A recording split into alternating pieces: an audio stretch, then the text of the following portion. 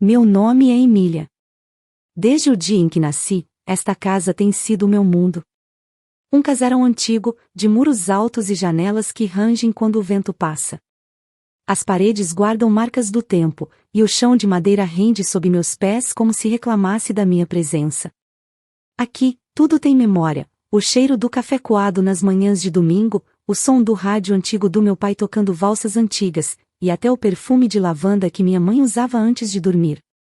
Ela se foi há anos, mas, às vezes, ainda sinto o aroma dela no ar, e é como se, por um breve segundo, eu voltasse a ser criança outra vez. A casa fica em uma rua tranquila, de árvores altas que fazem sombra o dia inteiro. As pessoas me conhecem pelo nome, cumprimentam com acenos de longe, mas poucas realmente me enxergam.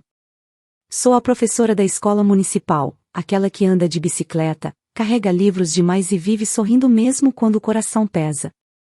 Ensinar é o que me mantém viva. Entre o som das risadas das crianças e o giz riscando o quadro, encontro um tipo de consolo que o mundo lá fora não me oferece.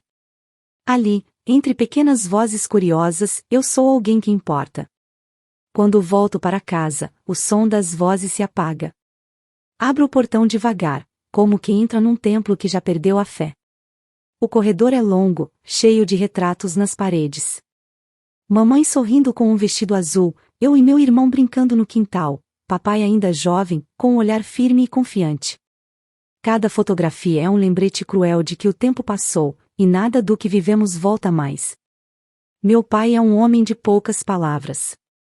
Vive sentado na varanda com o jornal nas mãos, os olhos baixos, o corpo cansado. Boa tarde, pai, digo sempre que chego. Ele responde sem levantar a cabeça: boa tarde, filha. Às vezes, pergunto se ele almoçou, e ele só balança a cabeça, indiferente. Aprendi a não esperar muito. Depois da morte de mamãe, foi como se uma parte dele tivesse morrido também. Mesmo assim, todos os dias, faço o jantar, arrumo a mesa, coloco o prato preferido dele, mesmo sabendo que ele vai comer em silêncio. A comida esfria enquanto ele lê as notícias, e eu finjo não notar. Tento iniciar conversas, contar alguma história da escola, algo engraçado que as crianças disseram, mas as palavras batem nas paredes e voltam para mim. O mundo está cada vez pior, ele murmura. E o jantar acaba ali. Depois que ele vai dormir, eu me refugio no quarto de mamãe. Ninguém entra lá além de mim.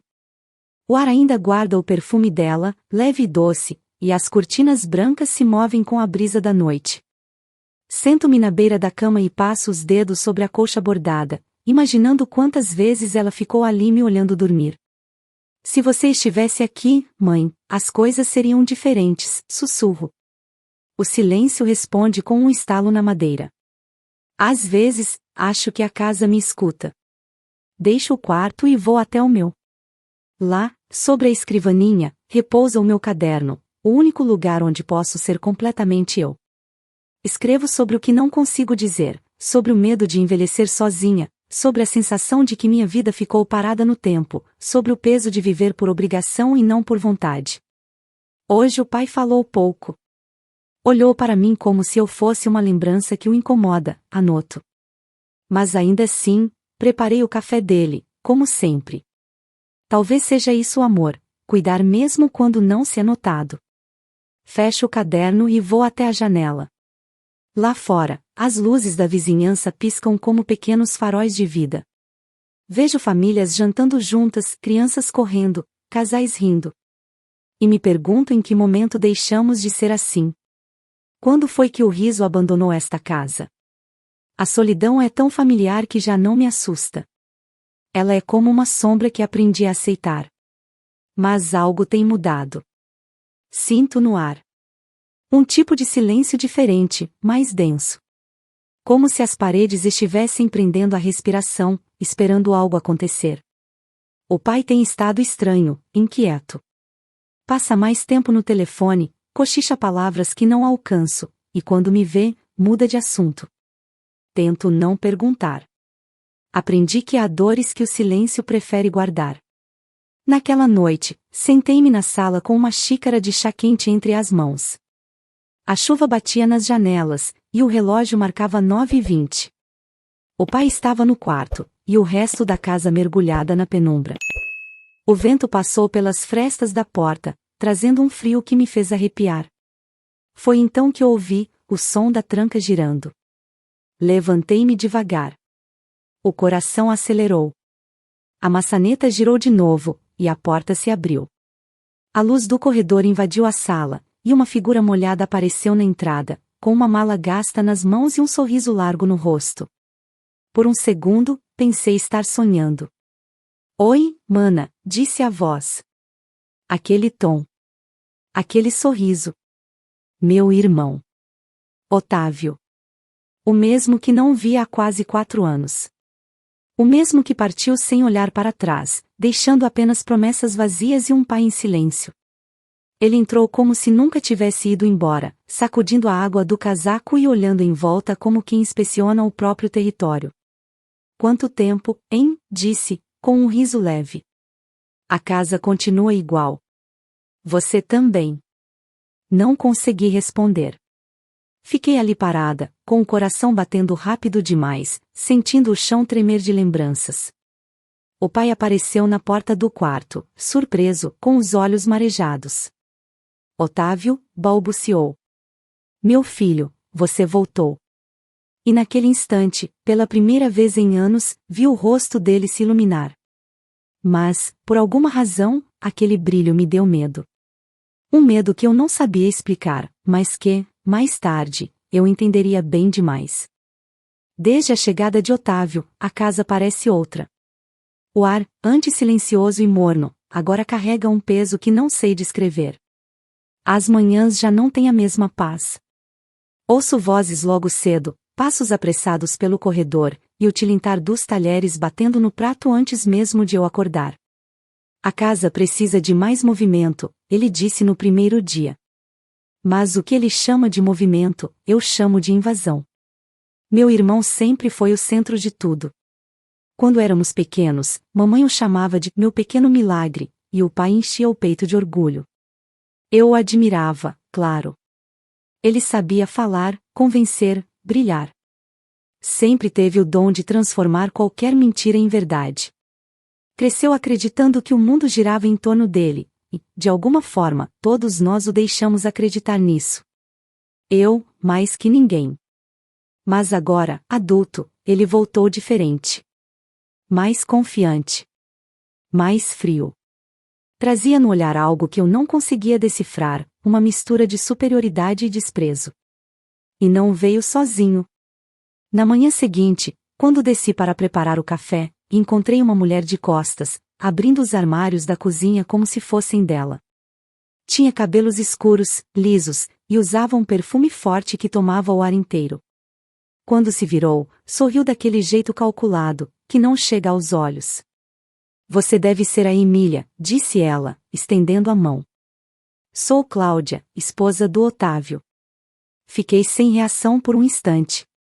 Apertei a mão dela, fria e firme, e respondi apenas, prazer. Ela olhou em volta, avaliando cada detalhe da casa, os móveis, as cortinas, a cristaleira que foi da mamãe. É, bem rústica, comentou, sorrindo com desdém. Mas tem potencial. Potencial? Perguntei, tentando entender. Sim, respondeu, enquanto passava o dedo sobre o aparador. Com algumas reformas, poderia parecer menos, parada no tempo. Engoli em seco. Aquela casa era o que restava da minha mãe, do pouco que ainda me fazia sentir segura. E aquela mulher, que eu mal conhecia, falava dela como se fosse um objeto abandonado empoeirado. Otávio apareceu logo depois, vindo da sala. Viu só? Já está colocando ordem nas coisas, disse com um sorriso orgulhoso. Cláudia tem bom gosto. Vai deixar tudo mais moderno. Meu pai, que até então assistia em silêncio, balançou a cabeça devagar. Se for para melhorar, tudo bem, murmurou. Naquele momento, algo em mim se quebrou. Eu, que passei anos cuidando de cada canto daquela casa, vi meu espaço sendo tomado, meu lar se tornando um cenário estranho. Tudo mudava depressa.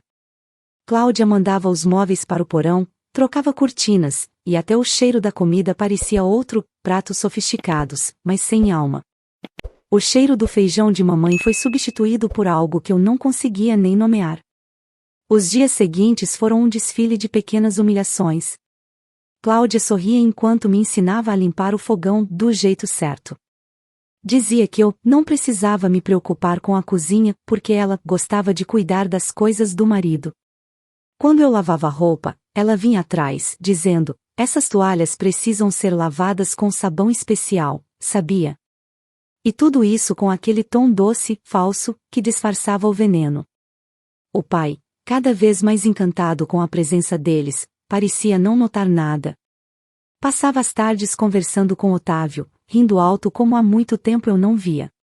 À noite, os três jantavam juntos. Eu, sentada no canto da mesa, só ouvia. Falavam de planos, de viagens, de negócios, e eu me tornava invisível. Você devia sair mais, Emília, disse meu irmão uma noite, com um copo de vinho na mão. Tá ficando pálida demais, parece até um fantasma. Talvez eu já seja, respondi em voz baixa. Ele riu. Cláudia também. Depois disso, comecei a evitar a sala, o jantar, as conversas. Me refugiei no quarto de mamãe, o único lugar onde o tempo ainda era meu. Mas até ali comecei a sentir a invasão. Um dia, encontrei a porta aberta e o cheiro do perfume de Cláudia no ar. As cortinas tinham sido trocadas, e a colcha antiga estava dobrada num canto. Por que você mexeu aqui? Perguntei, furiosa, quando a encontrei no corredor. Ah, Emília, respondeu ela com um sorriso debochado. Era só um quarto velho. O Otávio achou que seria melhor transformar em closet. O pai concordou. O chão pareceu sumir sob meus pés. O quarto de mamãe, o último refúgio, agora seria o armário da esposa do meu irmão. Tentei protestar, mas o pai desviou o olhar. Ela só quer ajudar, filha, disse ele. Não precisa fazer drama. Naquela noite, chorei em silêncio. Me sentei na beira da cama e olhei para o teto, tentando entender em que momento perdi o direito de existir dentro da minha própria casa. O relógio da sala marcava meia-noite, e o vento batia nas janelas como se tentasse me acordar para uma verdade que eu não queria ver. A casa não era mais minha. E, no fundo, eu sabia, era apenas o começo. Aquela manhã começou diferente. O sol entrou pelas frestas da janela, mas parecia mais frio, mais distante. O ar estava pesado, denso, como se a casa inteira soubesse o que estava prestes a acontecer. O som das vozes ecoava do andar de baixo, risadas abafadas, passos apressados, o tilintar de xícaras e talheres. Não era mais o som de um lar, era o barulho de estranhos ocupando o espaço onde eu cresci. Desci as escadas devagar, tentando não fazer barulho. O corredor estava tomado por caixas abertas, roupas espalhadas, e o cheiro do perfume de Cláudia se misturava ao de tinta fresca. Parecia que tudo que um dia fora meu estava sendo apagado, coberto por uma camada de novidade forçada. Quando passei pela sala, ouvi a voz dela, firme e confiante: essa casa precisava disso, amor. Agora sim vai ter vida. Não respondi. Apenas continuei andando até a cozinha. Queria preparar meu café, mas até o armário parecia diferente, copos novos, xícaras que eu nunca tinha visto, e o meu bule de porcelana, aquele que era de mamãe, não estava mais lá. Abri as portas uma por uma, até encontrar a peça jogada embaixo da pia, lascada. Senti o coração apertar. Peguei o bule com cuidado e o segurei contra o peito. Foi quando ouvi passos atrás de mim. Você ainda guarda essas velharias? A voz de Cláudia cortou o ar como uma lâmina. Era da minha mãe? Respondi, sem olhá-la. Ela deu uma risada curta. Pois é, era. Acho que já passou da hora de renovar as lembranças também, não acha? Antes que eu pudesse dizer algo, ouvi o barulho do jornal sendo dobrado na sala. Meu pai pigarreou. Emília, precisamos conversar, disse ele. A voz dele estava diferente, mais firme, mas ao mesmo tempo, distante. Segurei o bule com força e fui até a sala. O pai estava sentado na poltrona, o olhar fixo no chão. Otávio estava em pé, atrás dele, com os braços cruzados e um meio sorriso que me gelou por dentro. Cláudia, como sempre, observava tudo, de longe, com os olhos de quem já sabia o resultado. Pode falar, pai, disse, tentando manter a calma.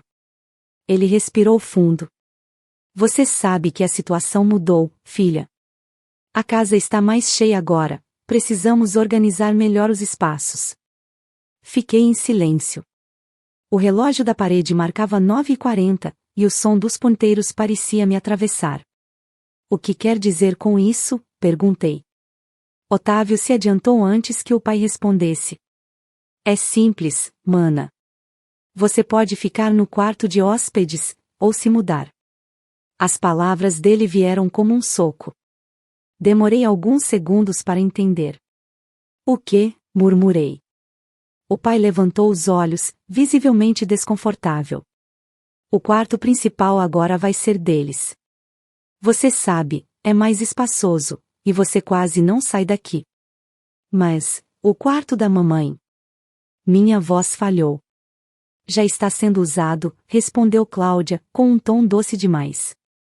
Eu precisava de um espaço para organizar minhas coisas. Olhei para meu pai. Ele desviou o olhar. Foi nesse instante que percebi, não havia mal-entendido, nem confusão. Era uma decisão. Planejada, aceita, e agora imposta. Otávio deu um passo à frente, o sorriso crescendo. Sabe, Emília, talvez seja bom para você. Um novo começo, um lugar só seu. Às vezes, sair é o melhor que a gente pode fazer. E se eu não quiser sair? Perguntei. Ele deu de ombros, fingindo pesar. Melhor você ir embora até amanhã. Por um momento, o silêncio foi tão profundo que pude ouvir o vento passando pelas janelas. O coração batia forte, o chão parecia se mover. Não chorei. Não gritei. Só fiquei ali, olhando para os três, tentando entender como cheguei a esse ponto, sendo expulsa da casa que limpei, cuidei e defendi a vida inteira. Voltei para o meu quarto em passos lentos. Cada parede parecia me observar, cada móvel me dizia adeus. Peguei minha mala debaixo da cama e comecei a arrumar minhas coisas. Dobrava as roupas mecanicamente, como se cada peça pesasse uma lembrança. Sobre a cômoda, o retrato da mamãe sorria para mim, e por um segundo, senti que ela me dizia para ir. No final da tarde, o céu escureceu. As nuvens pesadas cobriram o sol, e um vento frio começou a soprar. Do corredor, ouvi risadas, o som de copos se chocando, vozes comemorando alguma coisa. Talvez a minha saída. Quando fechei a mala, olhei ao redor e percebi que nada mais me prendia ali. Toquei a moldura da porta e sussurrei, obrigada por tudo, mãe. Eu não vou ficar onde o amor acabou. Desci as escadas com a mala nas mãos. O pai estava sentado à mesa, sem me encarar. Vai mesmo? Perguntou, com a voz baixa. Parece que sim, respondi. Ele assentiu, e foi só isso. Nenhum abraço, nenhuma palavra de afeto.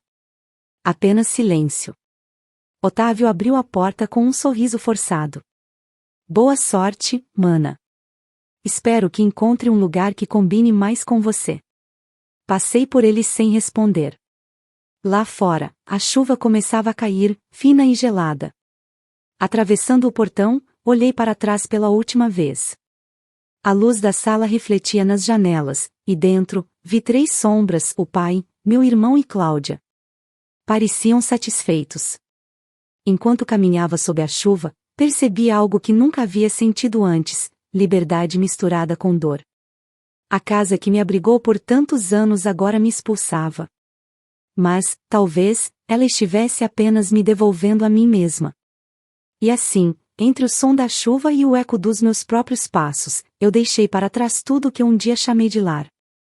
Já fazia uma semana desde o dia em que deixei aquela casa.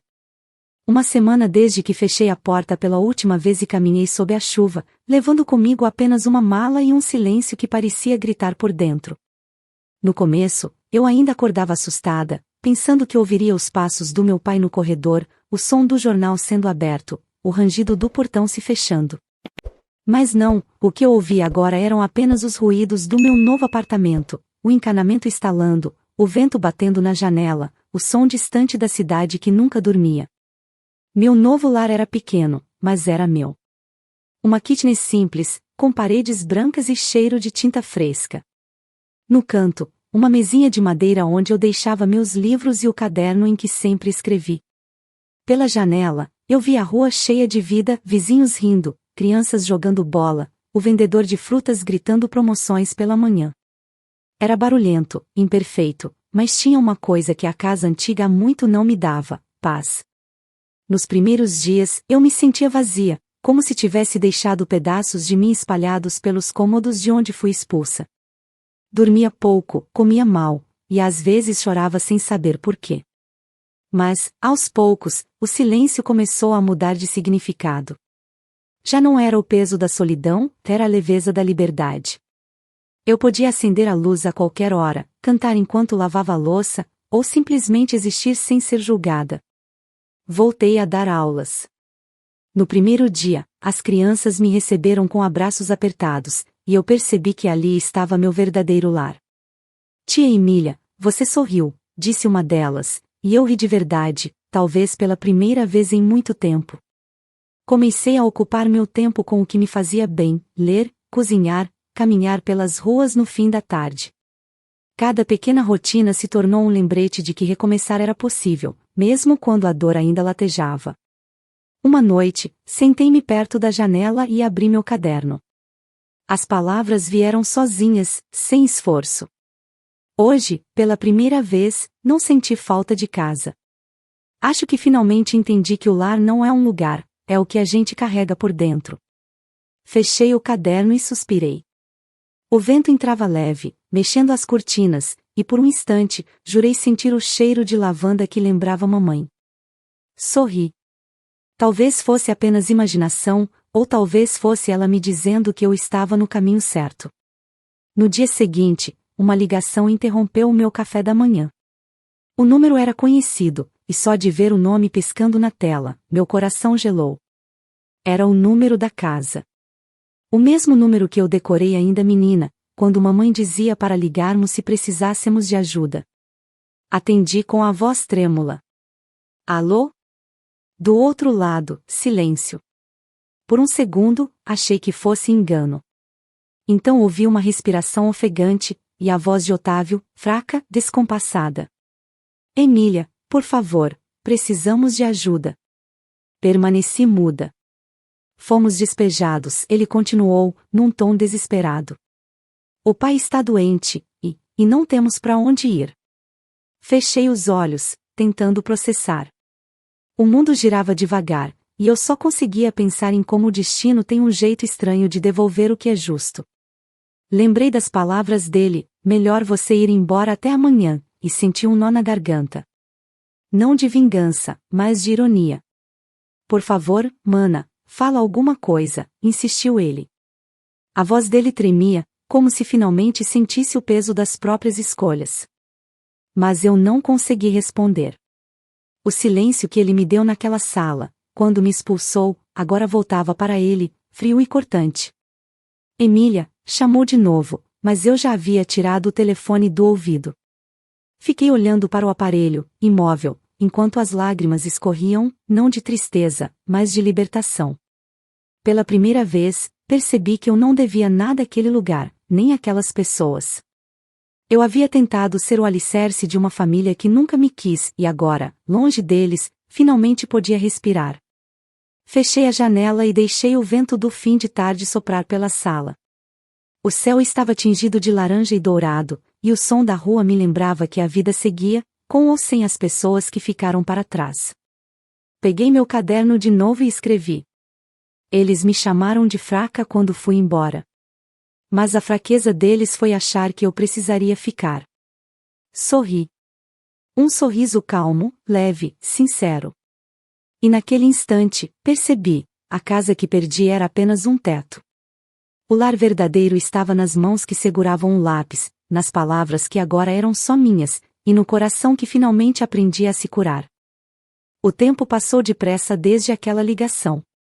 O número da casa ainda está salvo no meu celular, mas nunca mais tocou. Às vezes, olho para ele como quem observa uma cicatriz, algo que já doeu, mas que agora só serve para lembrar que a ferida um dia existiu. Desde então, muita coisa mudou. E, pela primeira vez, sinto que posso contar essa história sem tremer. Sou outra. Não porque me tornei alguém nova, mas porque deixei de tentar ser o que esperavam. A mulher que antes andava em silêncio pelos corredores de uma casa que já não a queria, agora caminha livre, sem medo de ocupar o próprio espaço. No meu pequeno apartamento, as paredes ainda são brancas, mas nelas há quadros coloridos, fotos dos meus alunos, e flores que eu mesma escolhi. Cada canto carrega algo que é meu, e nada disso me foi dado, eu conquistei. Depois daquela chamada desesperada, o destino se encarregou de colocar cada um no lugar que merecia. Meu irmão Otávio perdeu o que mais amava, o controle. Descobri, pelas poucas notícias que chegaram até mim, que ele tentou reconstruir a vida em outra cidade, mas o orgulho não permitiu pedir ajuda. O mesmo charme que antes abria portas começou a se tornar sua prisão. As dívidas aumentaram, o casamento desmoronou, e as pessoas que o admiravam perceberam o homem vazio por trás do sorriso. Cláudia, a esposa dele, saiu logo depois do despejo. Ouvi dizer que foi embora com um antigo colega de trabalho, alguém com mais dinheiro e menos paciência para fracassos. Não senti pena. Ela sempre viveu da aparência, e quando o brilho acabou, levou consigo apenas o que podia carregar. O resto ficou, as mentiras, as ruínas, o vazio. Meu pai, esse foi o mais difícil. Ele adoeceu pouco tempo depois. O corpo enfraqueceu, mas o que realmente o consumiu foi o arrependimento. Mandou recados por vizinhos, tentando se aproximar, mas no começo, confesso, não consegui responder. Era cedo demais para perdoar. Ainda doía lembrar que ele ficou calado quando eu precisei de uma palavra, um gesto, qualquer coisa que mostrasse que eu ainda era sua filha. Mas o tempo, com sua maneira paciente e implacável, foi dissolvendo o rancor. Certo dia, meses depois, ele apareceu na porta da escola onde eu dava aula. Estava mais magro, os cabelos completamente brancos, o olhar cansado. Os alunos o chamaram de vovô, e ele sorriu, tímido, como se não merecesse aquele título. Quando todos foram embora, ele se aproximou de mim. Emília, disse, com a voz rouca. Eu errei com você. Olhei para ele, e naquele instante, percebi que o homem à minha frente não era o mesmo que me expulsara de casa. Era apenas um pai arrependido, quebrado por dentro. Respirei fundo e respondi, eu também errei, pai. Esperei o Senhor me defender, quando talvez o Senhor também precisasse de defesa. Ele chorou. Chorou de um jeito que nunca tinha visto antes. E, naquele choro, entendi que o perdão não era sobre apagar o passado, era sobre libertar o futuro. Trouxe-o comigo. Hoje, ele vive no meu apartamento. No início, foi estranho. As manhãs ficaram cheias de lembranças, o cheiro do café misturado ao som do jornal sendo aberto, tudo de novo, mas diferente. Desta vez, sem imposições, sem silêncios dolorosos. Conversamos mais. Ele me ouve. E eu escuto, com a calma que só vem de quem aprendeu a deixar o orgulho morrer. De vez em quando, ele fala do Otávio, da esperança de um dia o ver novamente. Eu só sorrio. Talvez ele volte, talvez não. Mas o que sei é que cada escolha traz seu preço, e o tempo, cedo ou tarde, cobra o que é justo. Na escola, a vida floresce. As crianças me chamam de Tia Mila, e o som dos risos enche o corredor. Elas não sabem, mas cada vez que me abraçam, sinto que estou curando a menina que eu fui, aquela que cresceu acreditando que precisava ser invisível para merecer amor. Às tardes, quando o sol começa a cair, eu e meu pai caminhamos até a praça da cidade. Ele gosta de sentar no banco em frente à igreja e observar o movimento. Você está feliz, filha? Ele sempre pergunta. Eu sorrio e respondo, estou, pai. E o Senhor? Ele respira fundo, olha para o céu e diz: agora, sim. Às vezes, passo em frente à casa antiga. Está abandonada. As janelas quebradas, o jardim tomado pelo mato. Paro do outro lado da rua e observo. Não sinto raiva, nem saudade, apenas um tipo estranho de gratidão. Aquela casa me feriu, mas também me libertou. Ela me ensinou que o amor verdadeiro não prende, acolhe. E que, às vezes, é preciso perder o teto para encontrar o céu. Naquela noite, voltei para casa e sentei-me à mesa, com o caderno aberto diante de mim. Escrevi as últimas palavras que encerrariam minha história. Um lar não é feito de paredes. É feito de coragem. A coragem de ficar quando vale a pena, e de ir embora quando o amor acaba. Hoje, finalmente, voltei para casa. E ela sempre esteve dentro de mim. Fechei o caderno, apaguei a luz e olhei pela janela. Lá fora, o mundo seguia vivo, colorido, cheio de possibilidades. E, pela primeira vez em toda a minha vida, eu também seguia com ele. Fico muito feliz por você ter ficado até o final do vídeo. O que você achou dessa linda história? Coloque nos comentários sua opinião, deixe seu like, se inscreva no canal, e ative o sininho de notificações para não perder uma história preciosa. Até a próxima!